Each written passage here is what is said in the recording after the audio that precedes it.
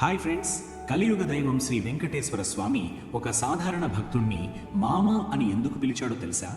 పద్మావతి అమ్మవారిని ఒక భక్తుడు చెట్టుకు కట్టేశాడని మీకు తెలుసా? ఆ భక్తుడు ఎవరు? ఆ ఘటన ఎలా జరిగింది? తిరుమలలో ఈ అద్భుత రహస్యం వెనుక ఉన్న నిజమేమిటి? ఈ ఆశ్చర్యకరమైన కథ తెలుసుకోవాలంటే వీడియో చివరి వరకు తప్పక చూడండి. మీరు ఖచ్చితంగా ఆశ్చర్యపోతారు.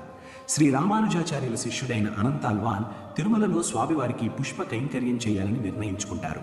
ఆయన స్వయంగా ఒక అందమైన పూల తోటను పెంచుతారు. భూమిని దున్ని విత్తనాలు చల్లి ఎరువులు వేసి ఎంతో ప్రేమతో తోటను పెంచుతారు. కొద్ది రోజులకి తోట పరిమళాలతో నిండిపోతుంది. వివిధ రకాల పూలతో నిండిపోతుంది. అనంతాల్వాన్ మరియు ఆయన భార్య రోజంతా శ్రమించి స్వయంగా పూలు కోసి హారాలు అల్లుకుని ప్రతిరోజు స్వామివారికి సమర్పించేవారు. ఆ పూల అందం చూసి శ్రీనివాసుడు మరియు పద్మావతి అమ్మవారు ఒక చంద్రకాంతి రాత్రి ఆ తోటకు వస్తారు. చల్లని గాలి వీచింది, పూల పరిమళం వ్యాపించింది.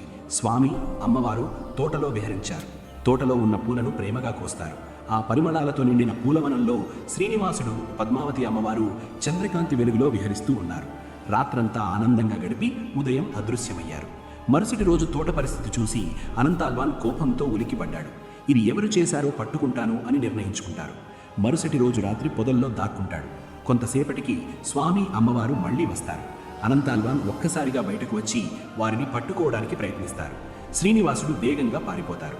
కానీ పద్మావతి అమ్మవారు ఆయన చేతికి చిక్కారు. అనంతాల్వాన్ అమ్మవారిని ఆమె భర్త వస్తాడు అని భావించి తోటలోని ఒక చెట్టుకు కట్టేస్తాడు.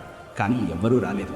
మరుసటి రోజు ఆలయ అర్చకులు వచ్చి అనంతాల్వాన్తో, నిన్న మీరు కట్టింది సాధారణ స్త్రీ కాదు, ఆమె స్వయంగా పద్మావతి దేవి అని చెబుతారు.